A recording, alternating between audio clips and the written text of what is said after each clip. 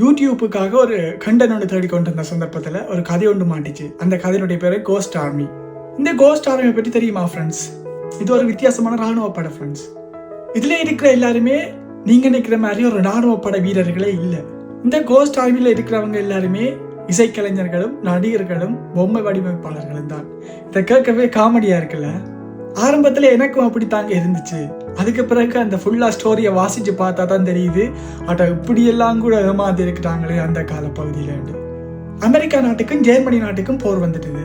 இந்த போர்ல 1000க்கும் மேற்பட்ட படை வீரர்கள் இறந்து போயிட்டாங்க. இந்த டைம்ல அமெரிக்கா வித்தியாசமா யோசிச்சு 23rd head quarters special drops என்ற பெயர்ல நடிகர்களையும் இசைக்கலைஞர்களையும் ஓவியர்களையும் பொம்மை வடிவமைப்பாளரையும் சேர்த்து ஒரு படை ஒன்றை உருவாக்குது.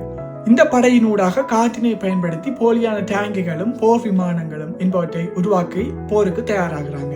அதோட ரேடியோவை பயன்படுத்தி படைகள் நடக்கிற மாதிரியும் டேங்குகள் ஓடுற மாதிரியும் பெரிய அளவிலான சவுண்ட் எஃபெக்டுகளை ரேடியோ மூலம் உருவாக்குறாங்க.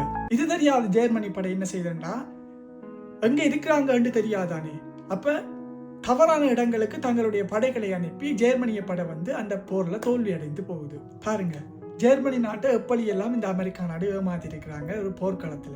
இந்த கோஸ்ட் ஆர்மியுடைய ரகசியம் போர் நடந்து 50 வருடங்களுக்கு பிறகுதான் ஜெர்மனிய நாட்டுக்கும் உலகுக்கும் தெரிய வருதான். இந்த கோஸ்ட் ஆர்மி சம்பந்தமா என்ன நினைக்கிறீங்கன்றதை கமெண்ட் பாக்ஸ்ல சொல்லிட்டு போங்க. மறக்காம சப்ஸ்கிரைப் பண்ணிட்டு போங்க. பாய் பாய்.